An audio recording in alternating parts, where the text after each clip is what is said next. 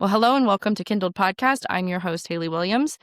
Today I have a conversation with Raymond Ibrahim on the show, and I'm very excited to bring this to you. He is an American author and translator, and he's also an expert on Islam.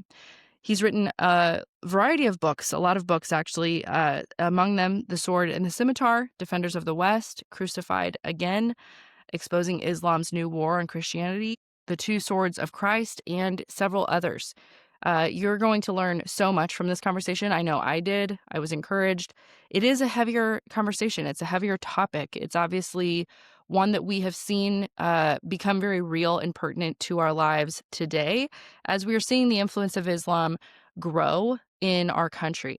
And yet, at the same time, I don't think that this is a hopeless conversation or topic for us to be educated on. I don't think you should walk away depressed or feeling down. And actually, if you stay till the end, I think you will hear kind of the veil pulled back behind what seems to be a very aggressive, scary, and it really is a demonically powered religion.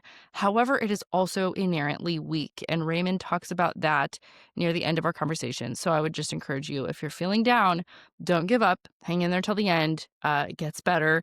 And also just recall that our hope is in Christ. We know who ultimately has won the battle, and the spiritual war is raging on still, but we do know the end of the story. So that is all in the way of introduction. I want to remind you to hit subscribe on whatever platform you're listening on. If you're on Apple Podcasts, scroll down, leave a rating and review. Hit subscribe on our YouTube channel as well. That's new, trying to grow that over there. A lot of people told me I prefer video podcasts listening and watching. And so I have been faithfully uploading the episodes over there on YouTube. If you're a YouTube person, go check that out. It is Kindled Podcast on YouTube. Okay, without further ado, here's my conversation with Raymond Ibrahim. Raymond, thank you so much for joining me today. My pleasure. So before we get going, would you share with listeners who you are and what you do? Well, I'm this character that I'm primarily an author, and I've been a fellow at various think tanks, focused on the Islamic question from a historic, doctrinal, modern day point of view, terrorism, and so forth. I've written multiple books, going all the way back to early 2000s. And again, exploring the historical intersection between the West and Islam, which was often one based on violence and conquest. But I've also written a lot about modern day terrorism, ISIS, Al Qaeda. One of my books was about Al Qaeda, and another phenomena I follow closely is the persecution of Christians in the Islamic world. Mm-hmm. And primarily a writer, also a think tank fellow, and increasingly now I have a YouTube channel, which is I've been getting a lot of good views, and basically taking all the stuff that I've been writing about for the last 20 years and putting it in a medium that people like more, which is video. Yeah, absolutely. Yeah, I know. I'm trying to get caught up with YouTube myself, and it's not my forte. I would rather just do audio all day, but people, you got to go where they're at, and that's where they're at. So thank you for that introduction. I have started your book, The Sword and the Scimitar, and have to recommend that. I'll link all of your books in show notes to people. They can find that and get learning, because you obviously have a ton of content there, and we could all become a lot more knowledgeable about what we're seeing happen in the world today with some of that information. But, I wanted to talk with you because the Islam question, as you mentioned, has become more pertinent and relevant than any of us realized, I think, especially as we're starting to see some of these election results come in. And, last night with Zoran Mamdani winning the mayor of New York City. And so that's a big shift. As Americans, we're watching one of our greatest cities seemingly fall to just the Islam, advance of their beliefs, and of really seeking to take power and take control of whatever influence they can gain for themselves. And so I know a lot of conservatives today, a lot of Christians specifically, are heavy-hearted, about as they're watching what appears to be jihad kind of advancing across the nation, through this kind of building a parallel, but taking over control and influence for themselves. is there anything you can tell us about like what we're seeing in terms of, is this actually jihad? Because I do see people saying that, but I've also seen some argue against it and say, no, that's not what you're seeing. You're just seeing a fight for social justice, and this is just Muslims really wanting to have kind of equal representation, just like you would. So can you help us understand that? Yeah, so on the jihad front, and I think you were telling me, maybe you can elaborate. You were telling me about someone on Mamdani's people actually did use the word jihad, right? She did, yes. Yeah, let me tell you what she said. Here, I've got let's see. All right. Zoran Mamdani's intern, Hadika Arzu Malik, explains that electing him is part of a holy war and jihad. I'll play this here for you to listen to, and then I'll probably splice the clip into our episode just so people can see it. But here we go. Let me, it's on my phone. That none of this is in vain, that this is all jihad, that this is all ibadah, and that this is all counted for by Allah subhanahu wa ta'ala. And so the conversation of doxing, the conversation of getting arrested and suspended, I think it's time for Muslims to start to say, all right, so what? Do what you want. I'm gonna do what I gotta do, because it's about time to do that. And I know everybody has their own families and has an education and everything. It's just a question. We don't want to get doxxed, and we don't want to get suspended, and we don't want to get arrested. How gangsta are you? That's just my question. Yeah, that's good enough. Are you really Okay. And I know. All right. I don't know, what's her name? Do you know her name, or Yeah, her name is Hadika Malik, Arzu Malik. And what's her position relative She's to an him? intern with Zoran Mamdani's team. All right. Okay. So, ready? Yeah. All right. So, in regards to, for example, what that intern, the female intern in the hijab, said about this is jihad, this is a very, very important distinction that we have to actually unpack, because I understand, of course, her supporters. So when she says this is jihad, everyone's saying, oh, see, she's a terrorist. And her supporters are, of course, going to argue the opposite. No, jihad means the greater and lesser jihad, et cetera, et cetera. Mm-hmm. And so let's get into that. So historically, Europeans translated jihad as holy war, because that is how it historically manifested itself, through force. Because that was the only way for Islam to make progress and achieve its goal, which is conquest and hegemony, was through force. Because we were living in a day and age where people were not stupid enough to be, undermined through whatever political correctness like we are today. So the only way to take over is you had to actually go beat them and force them at the tip of the sword. So that's why historically, historians, including Muslims, when they say the word jihad, the connotation is holy war, violence. However, having said that, it's interesting to me that the apologetic, which is that no, jihad means struggle, means to strive. Okay, that's what Muslims say. It's interesting to me that while that is true, it actually further underscores the dangers of jihad. Because yes, the word jihad that we translate, or Orientalists translated as holy war, literally means to struggle and to strive. However, it's understood in the context. It's a religious idea. So what are you struggling and striving to do? You're struggling and striving to empower Islam over the entire world. Okay, that is the ultimate Islamic vision. Now, like I said, historically, how do you do that? Well, through force, because nobody's going to play your game and no one's going to just give you what you want. Today, jihad is being done not necessarily through force, through terrorist groups, but it's also being done in what you're watching right now. So there are many classifications of jihad amongst the ulama, or the scholars. There's the jihad of the pen, jihad of the tongue, jihad of the money. Okay, and what that means is jihad of lying, jihad of propaganda, jihad of financing. Okay, all of that is nonviolent. All of that is in the current framework legal, but all of it is still working to the same exact goal that the jihadists that we know, the more familiar types, the terrorists, are also working for. Okay, so this is, I think, the important distinction, and that's why when she says that this is jihad, and when they say, oh, she doesn't mean military warfare, that still does not exonerate what she's really saying. Right. So ultimately, all jihad leads to the same end goal, correct?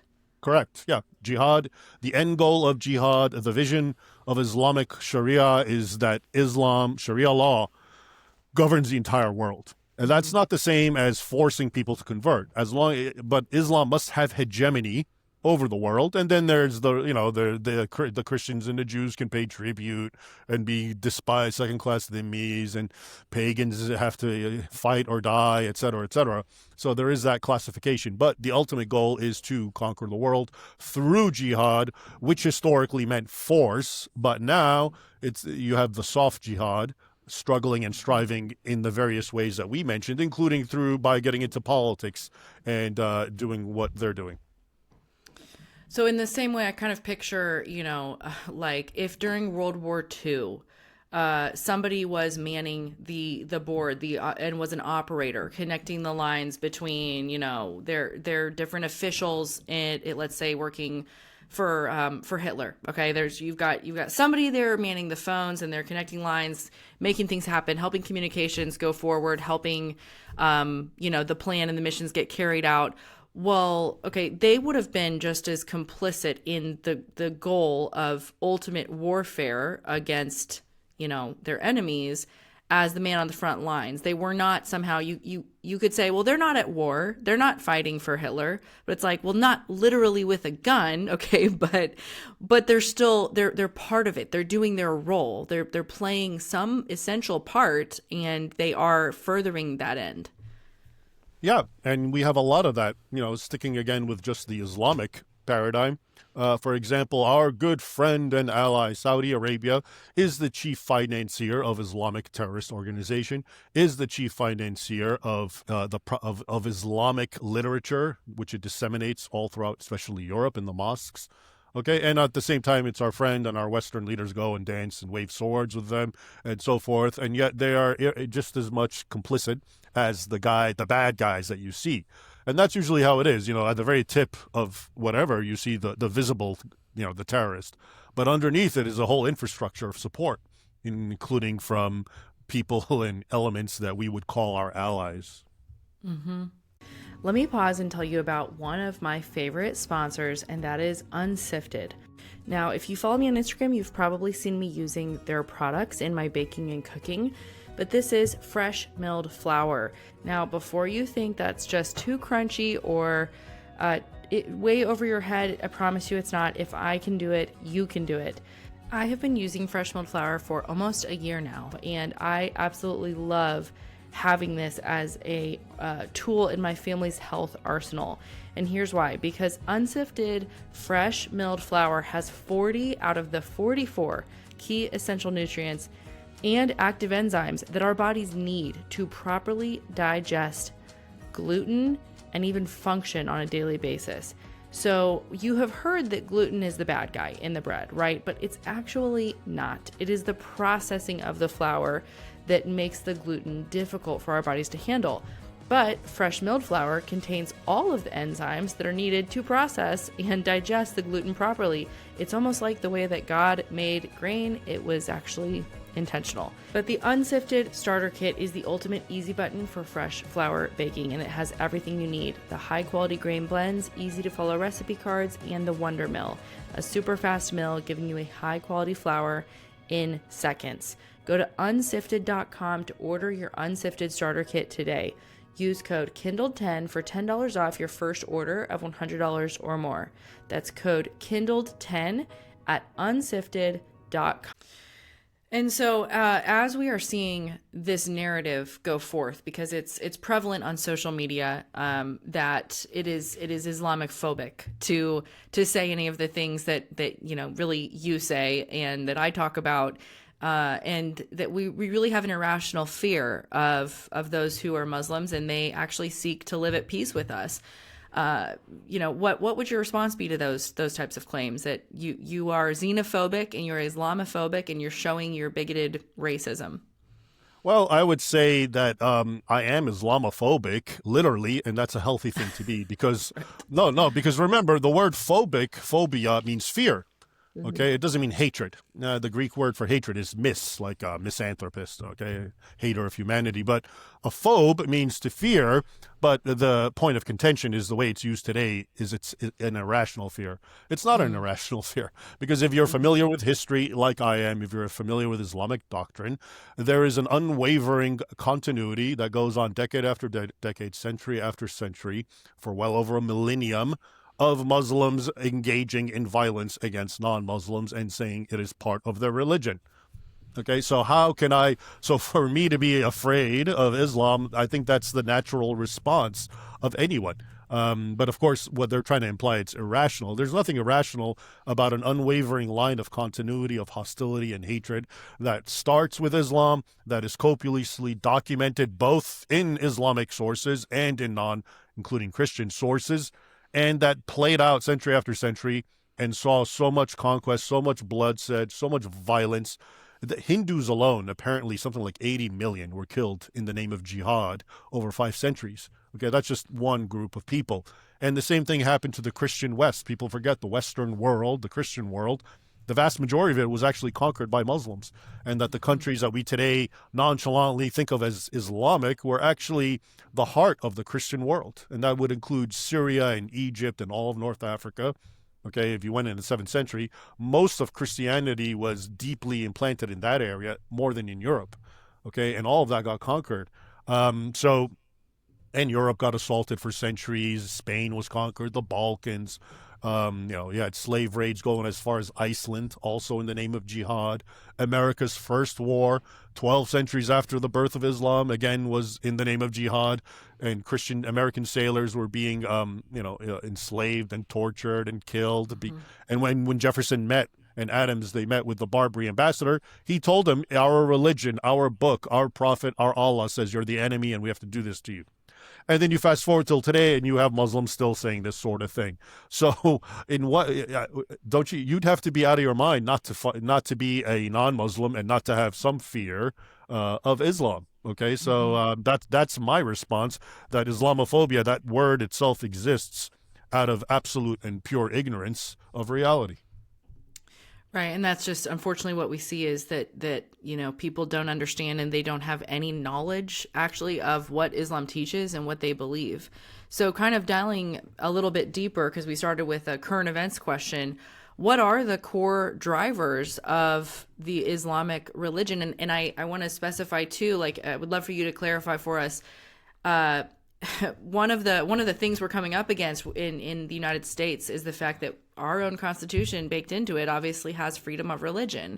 And so it is almost embedded in our country to weaken our own nation when we import people with a religion that fundamentally denies our values and goes against our beliefs, which our founding fathers understood, because they said that our constitution would not be able to govern a people that were not moral and religious, and it was only meant to do that. And so I would love for you to kind of unpack a little bit of that idea that it's more than just a religion, and that it actually bleeds into the socio-political realm as well, and what and how that differentiates it from potentially other religions. Right. Well, the whole freedom of religion thing that the founders had in mind was entirely based on Christianity. They didn't expect Hindus and Muslims and Buddhists and anyone else to be coming. It was the idea that, Christians had been, they're broken up into sects and they're fighting, and you have the Protestants among themselves are fighting, and the Catholics and whatnot. So it was freedom of religion within Christianity, and Christianity in of itself, when it comes to conquering and the infidel, is innocuous regardless of which sect you follow. So I think that was the idea. Don't mind the cat, all right? But now when you come to Islam, and your original question is the doctrines, Islam is inherently what you would call tribalistic, and I don't mean tribalistic by blood. What Muhammad, as I always say, his genius is that he took the tribal mores of 7th century Arabia that he was born in, and he re-articulated it through a theological paradigm. which made it very powerful and made it live on, because now it's not just tribalism, which is a historical phenomena that could sort of go away on its own, through progress and the advancement of time and interaction of different cultures. It becomes what God wants. So what I mean by this is tribalism is we're one group and you're another group, and we hate, kill, and plunder you and enslave you because you're not part of our tribe. I mean, that was across the board. That's all throughout history, including in Europe, when you go back to that tribalistic those days. So Muhammad said, okay, the new tribe is the Ummah, the Muslims. We're one people, and the non-Muslims, they're the opposite tribe. They're the evil ones, the infidels, basically, okay? And so, in fact, in the Quran, it basically says if your father, your mother, your children, all your relatives are not Muslims, they're the enemy. And it also says that you have to hate the non-Muslim in principle. And I've, a lot of the Islamic clerics, I've recorded some, translated them, basically saying, yeah, you can marry a non-Muslim, but you have to hate her. You can enjoy her whatever way, but you have to hate and show her that you hate her, because it's the Islamic doctrine. Okay, so this tribalistic worldview, which is us, Muslims versus them, the infidels, just completely permeates the religion. And that's what led to what I was referring to, the historical massive onslaught against the West and the rest, not just the West, all non-Muslims. And so that mentality has always lived on. It used to be, it was to the point that if you were in Europe and you're a Christian king and you want to send a emissary to speak to the caliph or something, you had to get a special permit, because otherwise you'd get killed once you entered Islamic lands, because that's what Muslims will do to the kafir. You immediately kill or enslave him. That's what he exists for. Okay, so now that mentality, it's still there. It's part of the religion. It's baked in. And now, so I wondered, did the founders have that kind of religion in mind when they said freedom of religion? Because what kind of citizens does that make? And this is precisely why when you look at in Europe, where you have large numbers of Muslims, they don't assimilate. They live in enclaves. It's like a ghetto. They hate their host nation country. Okay, because they're there to benefit and take over or whatever, but they're not there to be one with you. They're not there because they're civic minded. They're ultimately still seeing things through a tribal lens. You are the enemy by default. Okay, and so that is the conundrum. In as much as America identifies freedom of religion as all religion, not what it originally meant, which was the Christian religion, and its many guises and denominations and splits. As long as it applies to all, well, you're going to have this sort of dual loyalty thing with Muslims, because again, the doctrine I'm telling you about hating, it's actually a two-part doctrine. It's called in Arabic al-wala' wal-barat. Wala' means loyalty to fellow Muslims, to Islam. And barat means enmity and hatred for the non-Muslim, the infidel. Okay, so that's that's tribalism, right? Perfect tribalism. Mm-hmm. And so if you get that mentality and you say, hey, I'm going to make it and bring it into my country, and of course you're going to have chaos. And that's what you're seeing in these European nations, especially, from the UK, Sweden, France. It's just a nonstop. You have this element that's agitating, that doesn't want to assimilate, that's not there to be one with you. They don't see themselves as French. They don't see themselves as British. They don't see themselves as Swedish. They are Muslims. Okay, and so yeah, that is at core the issue. You have a religion that is not about assimilating, that is black and white, that's us versus them, and then you have that kind of people being brought in. And everyone's acting like, oh, yeah, they think just like us and they see the world just like we do. Mm-hmm. So when someone says, and I'll give you an example of where this came up, but someone says, hey, I think that this man, he's a Muslim, but I think he really has assimilated. Locally, there was an election for a city near me where there was a Democrat that ran and a Muslim who ran as sort of the conservative party. Like, he represented more of the conservative ideas. Like, he was against low-income housing developments near me. And so I had friends being like, hey, are you going to vote for this guy who's known to be a Muslim, but he's got more conservative principles he's running on compared to the Democrat? And I was like, absolutely not. Like, under no circumstances would I ever vote for a Muslim. I don't care what principles, he says he's running on. But this idea was pushed to me that, I think he's assimilated. Although he definitely was still very clearly Muslim. is that possible? Is it possible that a Muslim assimilates? Or if they're being a good Muslim, is that really them just being deceptive? Well, yeah, it really goes on to what kind of Muslim they are. If they are a cultural Muslim, like a lot of them are, who don't know much about the religion or don't care, they're secular minded, yeah, they can assimilate. And a lot of that has to do with, it also has to do with numbers. So, in America, it's easier, I think, for Muslims to assimilate because there's less Muslims. And so, if you put a Muslim or anyone who's non-Western and amongst a lot of Westerners and not many of their kind, then they are prone to assimilate. But if you put them like in Europe, where it's just heavily concentrated and they never leave their neighborhoods, they're always around fellow Muslims, they don't talk to the natives of Europe, then yeah, assimilation is absolutely impossible at that point. But also, yes, there's the question of, what is the driving, what is that person's Islam to them? Okay, I do believe there are, I don't call them moderate Muslims. What I call them, like I said, cultural or nominal Muslims. Yeah, you have that in every religion, right? You have that with Christians who are called Christian, but they're not. So that does exist. That's a reality. But one of the other issues is there is, in fact, a whole teaching and a whole doctrine that tells Muslims you can lie and you can pretend and you can conceal your truth. So there you have another category who do act moderate, who do act indifferent about religion, but who actually are also engaged in jihad, okay, the struggle, and they're engaged, but they're also doing it through clandestinely and deceptively. So because that is absolutely an Islamic teaching, and that has also manifested itself historically very frequently. So, you have three groups. You have the radicals who won't assimilate, as they call them. You have the nominal who can, and then you have the guys in the middle who are radical but are acting like they're not. Okay. I want to tell you about our next sponsor, and that is Foundation Worldview. I absolutely love Foundation Worldview curriculum, and I use it with my own children in our homeschool. My girls and I, for the last year, have been slowly working our way through the comparative worldview curriculum, and I have been truly blown away by the advances and understanding that my girls have shown in their grasp on theology and even other worldviews. For instance, recently they were filling out a worldview map in one of the lessons, and my 9-year-old accurately described on her own with no help postmodernism, Islam, new spirituality, and naturalism.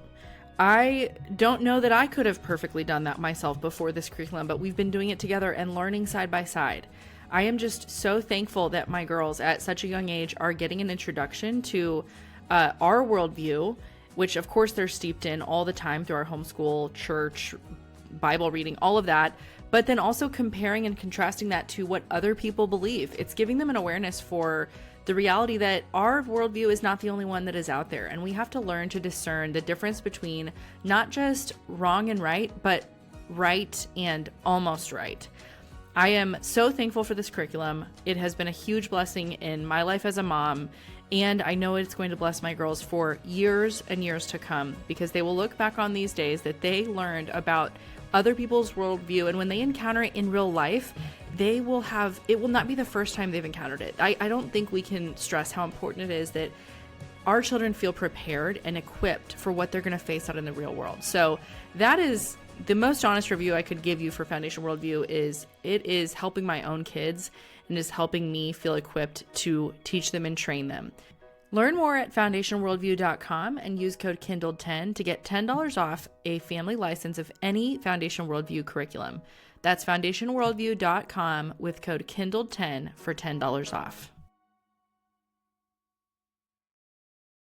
And so a lot of people have talked about, and there's been lots of speculation on whether Zohran Mamdani of, now the New York mayor, whether he is engaged in taqiyya or not. And I don't know if you have an opinion on that or not, but he ran as a socialist, and he ran on kind of socialist principles of, hey, we're going to, provide a bunch of free housing for you guys. We're going to make New York City a better place. We want to basically just hand out, free stuff left and right. And of course, the uneducated, foreigner in New York City has obviously voted for that. They want that. But I think there's a lot of speculation about, well, is he actually a socialist or a communist, or is he just really kind of using whatever political means he can to get people to vote him into power? Now, as far as the whole issue of the leftists and he's a socialist and all that, This goes way back. A lot of Muslims actually know how to tap into this sort of leftist atmosphere and exploit it for themselves. I remember way back when I was translating Al-Qaeda writings that they would actually send communiques to the disaffected blacks of America because of racism and how they want to help you, and because of what the white man did to you, and we want to bring equality and freedom. So yeah, that's definitely an old tactic. That is a jihad, a soft jihad, to try to win over the leftists. And in general, this sort of leftist Islam alliance has been around for a long time, and it's a one-way street where you have foolish leftists empower Muslims, and then once the Muslims are in power, they're done with the leftists. Okay. And there was I saw a video just recently in the UK of these masked hundreds of Muslim men dressed in black and masked, looking like, intentionally so, ISIS, marching, I think, in London. And there's also some dumb leftist native Brits there on their side, because I guess it was something about they're protesting the anti-immigrant other side. And the Muslims start chanting Allahu Akbar, which of course is Islam's ancient war cry. So one of the dumb leftists is like, "No, bro, we're on the same side." And one Muslim guy says, "No, we're not." Okay, and there it is. That's the truth. Okay, that's the absolute best way to see it. And there's the other example. I think it was in Hamtramck in Michigan, which the leftists helped. It has a very large Muslim population, and now they have I think the city council is majority Muslim, and once they became majority Muslim, they canceled homosexual stuff, pride, that sort of thing. And the left was so upset about it, and we helped you, and how could you do that? So that is the modus operandi between the Islam and the left. Islam rides the left because they're stupid, and once it gets in power, it's basically done with them, and moves on to bigger and better things. Well, another question, another error I guess I've seen floating around is that this idea of the way that Muslims are advancing their religion through this struggle, through this fight or war, is not unlike Christianity, because, scripture speaks about a spiritual war in Ephesians 6. And so why is that any different? And I literally saw this comment today, someone saying this is really parallel to Jesus and the teachings of Jesus. So I don't know what you guys are freaking out about. On the one hand, I'd agree that actually most Christians don't appreciate the teachings of Christianity that are actually proactive and almost militant, not necessarily through violence, but very aggressive and assertive, which include, of course, fighting spiritual forces and all that. So I do agree with that. But Christianity, as far as I know, doesn't have a mandate to conquer the world and by the sword. Okay, so that's the difference. It's one thing. A missionary is a missionary. He's going to another country preaching Christ and helping people. A jihadist is a jihadist. He enters a country and kills people and says, "You have to accept my religion or at least be subject to it." So that's worlds apart. That's like I don't even begin to see that argument at all. Right. Yeah. So let's talk about the persecution of Christians that's happening in Islamic countries. This is another headline. Obviously, in Nigeria, we've got genocide taking place, and there are some large influential voices in the United States who are actually seeking to really discredit that narrative and are saying, well, Muslims who are not radicals are being killed too. It's not just Christians. This is not a targeted genocide of Christians. This is not Christian persecution. And I've seen that narrative being pushed. What is your commentary or analysis of that? I've been following this since maybe 2009 when it first started, and I've been writing every month about it, so I know a fair bit about what's happening in Nigeria. And the claim that Christians are not being targeted is absolutely false, and it's a lie. And I get that, and that's easily demonstrable by looking at what Christians say. Okay, so first of all, they're constantly being targeted. They're being killed by men dressed in black, screaming Allahu Akbar. Why are you screaming about your God? Why are you screaming the jihadist war cry if this isn't about religion? In fact, I recall a nun saying exactly that. She said, a Nigerian nun, she said, it's very hard to make us believe this isn't about religion when these guys attack us, they make it about religion. and they burn churches, and they, so it started off, you had a group called Boko Haram in northern Nigeria, which is Muslim majority, and they definitely targeted and killed Christians. I mean, the amount of churches that have been bombed or burned, usually packed with Christians, okay, in Nigeria is ridiculous. I mean, probably hundreds over the years, right? And they target them on their most packed holy days, Easter, Christmas, New Year's, and things of that sort. So it's certainly a jihad. The guys who are doing this. So here's what they're trying to say. Now, since Boko Haram, there's another group which are herdsmen. They're called the Fulani herdsmen. Okay, and what they do is they attack cities and settlements, and they plunder and burn and kill and destroy and rape and enslave. Okay, and take hostages. And it just so happens that almost all the ones that they attack are Christian villages or Christian majority. The issue, though, is non-radical, nominal Muslims. Remember I was telling you about those? A lot of them live side by side with the Christians, and the Muslim radicals killed them. Okay, and that is legitimate in the context of jihad, because you're a sympathizer with the infidel. Well, too bad, you die. They have whole doctrines justifying that. Okay. But the media is trying to use that as see, it has nothing to do with religion, because once in a while a Muslim also dies. Okay, but it's not. It's very clear. I interviewed a bishop recently. So the point is, when you talk to the people who are there, it is unequivocally a jihad of terrorism against Christians. They all say that, and it's very hypocritical for some Western element or Western talking head to come tell me no. And I'll give you a perfect example of how they do this. One of the worst, I was telling you about the bombing of churches. One of the worst happened maybe 3 years ago. And again, it was something like, it was on a holy day and it was packed, and 50 Christians were blown up. And all of a sudden, because people pointed out what I'm pointing out, the Irish president made some statement, and he was horrified, saying, "How dare you? The Fulani are innocent. And they're the innocent ones, and they're the victims because of climate change." So now the argument is, because of climate change, the Fulani are leaving their former pastoral spots and encroaching on the settlements of farmers who almost all happen to be Christian, and the Fulani all happen to be Muslim. Okay, so be that as it may, it still doesn't change the fact that they see it as a justification to kill and attack the Christians because they're the infidel, and it's their right to take their land anyway because they're the infidel. So my point is, I have no problem trying to give this some depth and say it's not just Muslims killing Christians and that there are other factors. However, the fact that the Christians are being targeted is because they're seen as the most expendable. They are, again, remember what I said about tribalism, they are the de facto enemy. So why would we go and start killing Muslim majority villages when we got these infidels?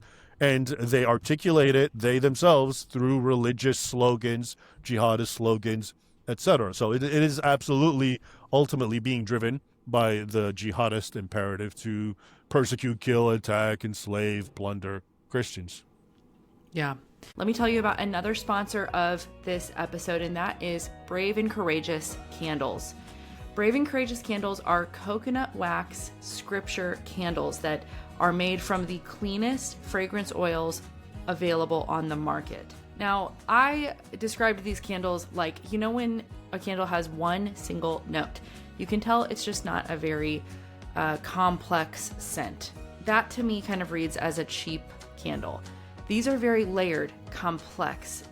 There's a variety of scents that go into each of the candles, and I've had 4 or 5 different candles from this company, and they are all unique. They smell amazing. I love knowing that they're clean and that they're not filling my home with toxins. My small group comments on it every week and says, "Oh my goodness, it smells so good in here. What are you burning?" And I love that each one has a scripture verse on the front, so they make the perfect subtle gift to give. I gave one to my daughter's co-op teacher last week, and she loved it. So check out Brave and Courageous Candles at braveandcourageous.com. Save 10% with the code Kindled. That's braveandcourageous.com. Save 10% with the code Kindled. You can also browse all of their candles on Instagram at shopbraveandcourageous.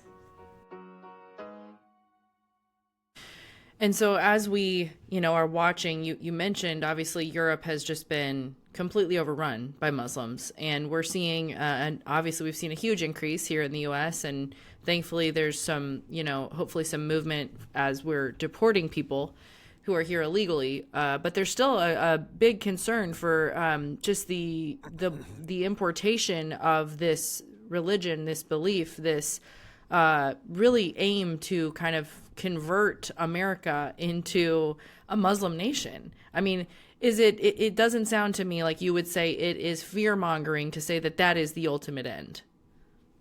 Oh no, that's not it. Here's the thing: the way I see it, it is the ultimate end. But now we really have to get honest and say this isn't really the Muslims' fault. This is the West's fault, because the Muslims, on the one hand, yeah, they want to spread their religion. It's like the missionary impulse, even though they're not doing it through peaceful or necessarily overt means. They're doing it, in these other problematic ways, but they just want to see their religion spread, and they want to see the infidels come under the fold of Islam. Okay, I get it. The problem is that the West is so easily susceptible to this. Like I told you, historically, the West, Europe, the only way Islam's going to enter is through at the tip of the sword. Okay, nobody's going to say, "Oh, we believe. Oh, let me make a prayer place for you in my church, or in the St. Peter Vatican Library, or whatever the case is." Okay, because you worship a false god who actually is against my beliefs, etc. Everyone got that. So a lot of the problems today, if we're going to be honest and introspective, it's the West's fault for actually completely undermining its own spiritual and moral foundation, that there's nothing left, that something like Islam, once an abomination from a Christian Western point of view, is seen as an alternative to fill the void. Yeah. And so what would you say to the Christian who has been, what would, I guess, your admonition be to them, that they have bought the lie of progressivism and of kind of woke theology that, like you said, they're just like us. They just want to worship in their own way, and we need to give them the space and respect their right. And how dare you? You profess to be a Christian, and what do you want to, have Christian nationalism? Like, I mean, that's the majority of, I feel like even our pastors really in the West would probably kind of fall under that line of thinking and find it unthinkable that a Christian would not want to grant the freedom of religion and allow privilege to another religion out of respect and love of God. Like, they would couch it in that. I mean, I see that all the time. Yeah, I do too. And none of those people are actually Christians, of course, because if you're a Christian and you believe in the Christian worldview, you want Muslims to become Christian. Like I said, this is why I don't blame Muslims for wanting non-Muslims to become Muslim. This is normal. This is healthy. This is a reflection of you actually believe in your faith. Okay, you want to see it spread. So for a Christian to tell me, oh, I want to make sure that they can worship their God, well, I guess you don't believe in what Christianity teaches. I guess you don't believe in heaven and hell. I guess you don't believe in saving souls. You're just a feel-good leftist with the garb of Christianity. And that is the overwhelming majority, I think, of Christianity today in the West. So I get that, but that exactly is the problem that I was referring to. If you're a Christian and you feel like you want to I'm not saying you should attack Muslims or tell them or try to prevent them from their worship, but going out of your way to, appease and praise their worldview, that's an abnegation of your own. And you don't get it because you're an idiot. Not you. I mean, that kind of person. Yeah. You don't understand that you just told the Muslim that I have no faith in my religion. So by all means, let me help you, worship in yours. So that right there is the rot, that there is the reflection that there is no Christianity, or very, very little, in the West. And that is precisely why Islam, which is inherently weak and unappealing, is able to fill the void, because there is that big void.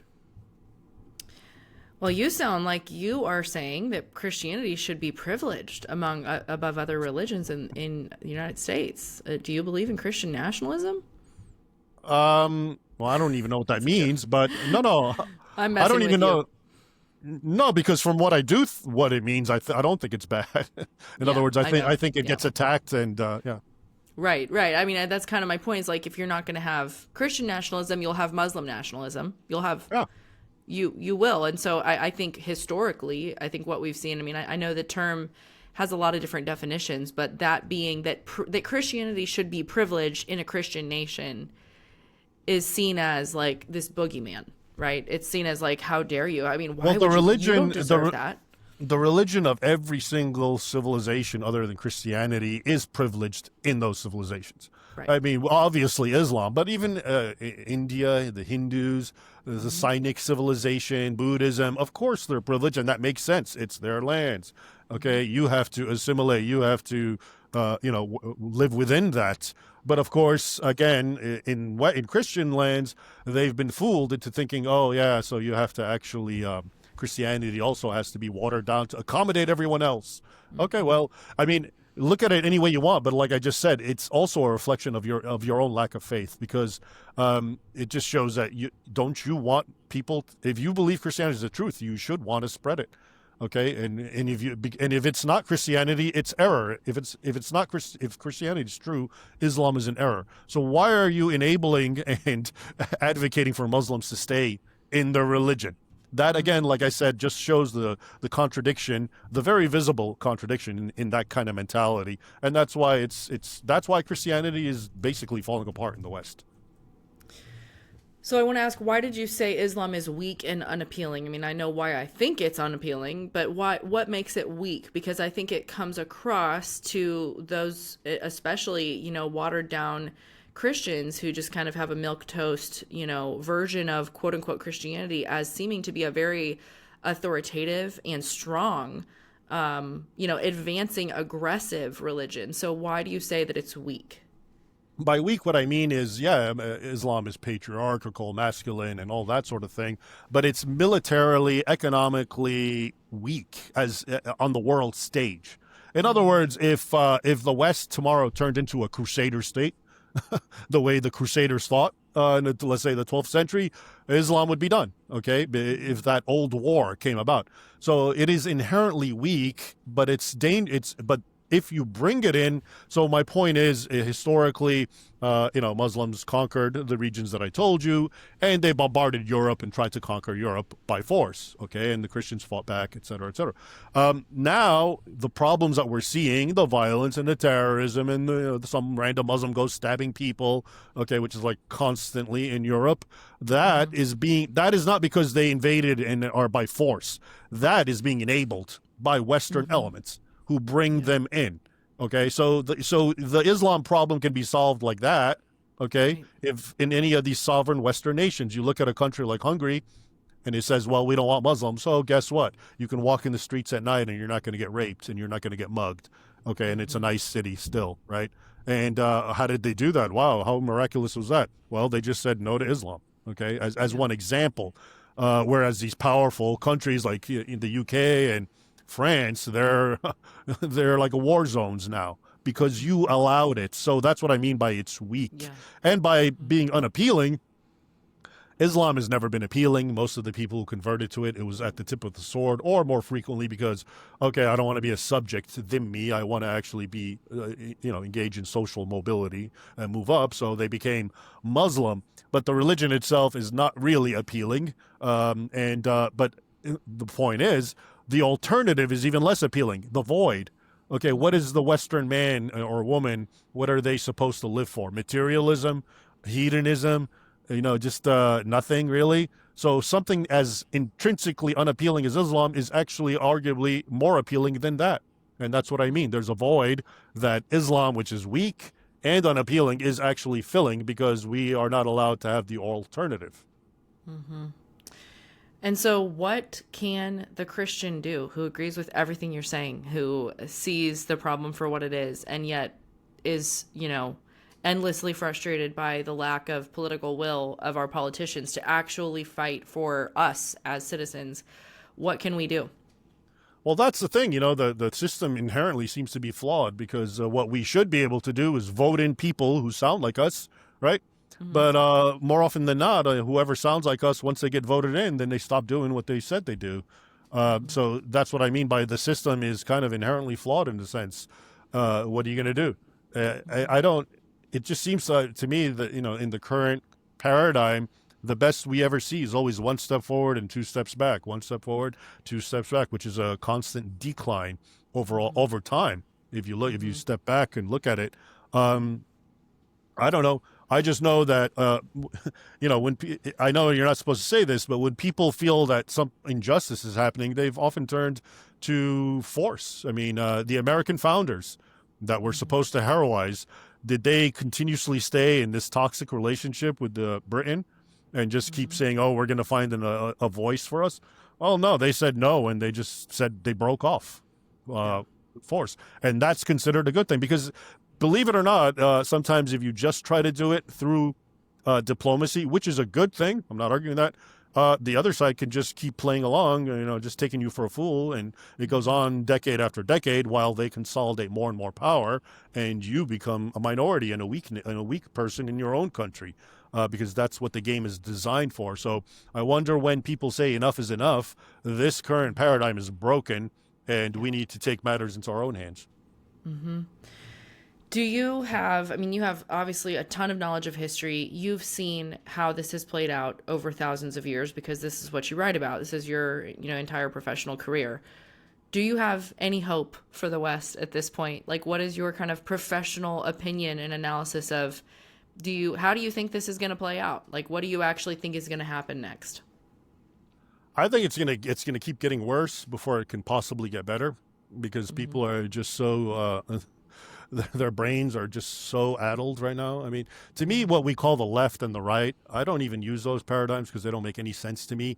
What I see is, okay, the ultra right, that's normal people. And I know this because if you look at outside the West and you go to another country, what we call ultra right, which is dangerous, okay, whatever it is, and you can define it, I don't know, nationalism, pride in your culture and your history and your race, all that is everyone outside the West. That's the default. And the governments are the ones who actually promote that more than anyone. Okay, so to me, ultra right is a normal, healthy person.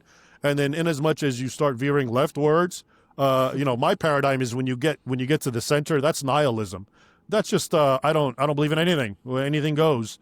Okay, and then when you start moving past that, now something has to fill the nihilism, which I call insanity.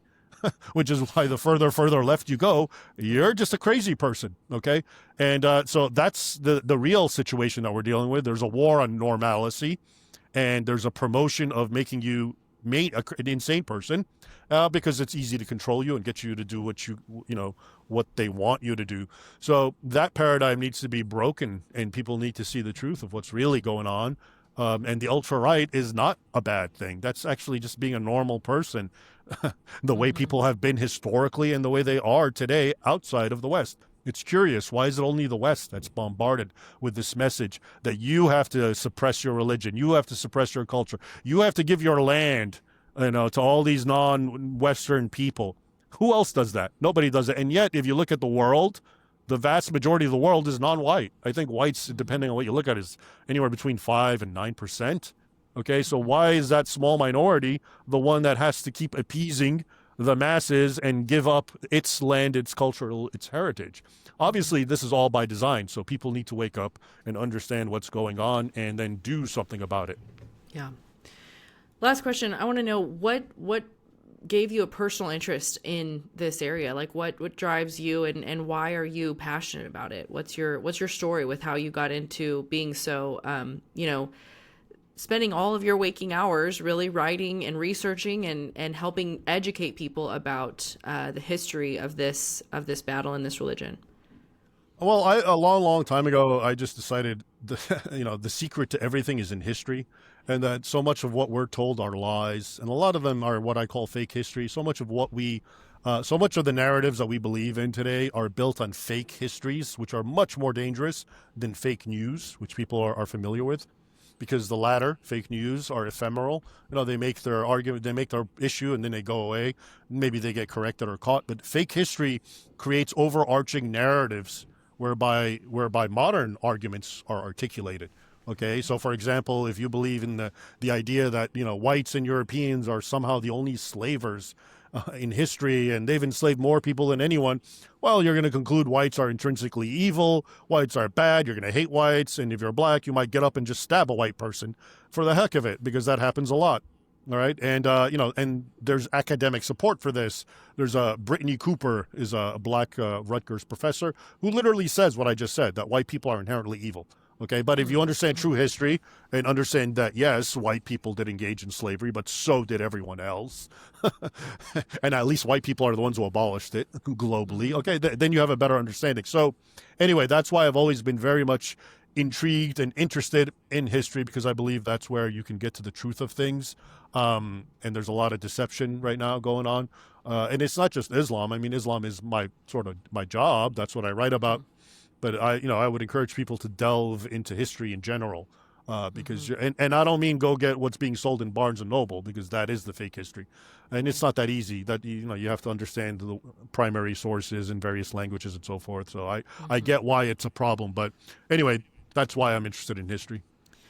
I think that's, well said. And that gets back to the comment that I shared with you at the beginning of the conversation around the girl on social media who said to me, I don't think that we should make the leap to say that Zoran Mamdani's intern is talking about any sort of holy war. She's doing a lesser jihad, which is really just fighting for social justice. And then I said, well, this shows that you're very ignorant and you really have no knowledge of history. And she said, well, actually, I have a history degree and a world religions degree. There's that. Well, and I was like, you just proved my point. Well, that's the irony, and it proves a very good point, which is actually it's the people who do have degrees in history, all the way up to a PhD, that end up being the worst ones, because they're indoctrinated in lies. The average person who doesn't have a degree in history may instinctively understand what I'm talking about, at least. Exactly. But the person who does have a degree has been bombarded and imbibed all the lies and propaganda that now they respond with great confidence. I know, I have a degree in history, and yet what they're saying is usually the antithesis of reality. Yeah, exactly. Man, well, thank you so much for your time. Where can people follow your work and connect, find you online? My website's a good one-stop place, RaymondIbrahim.com, RaymondiBrahim. It has a lot of my articles and books and links and so forth. And also my YouTube channel, the Holy War channel, which also I think is under my name. All right. We'll point people there. Thank you again for your time today. Thanks for having me.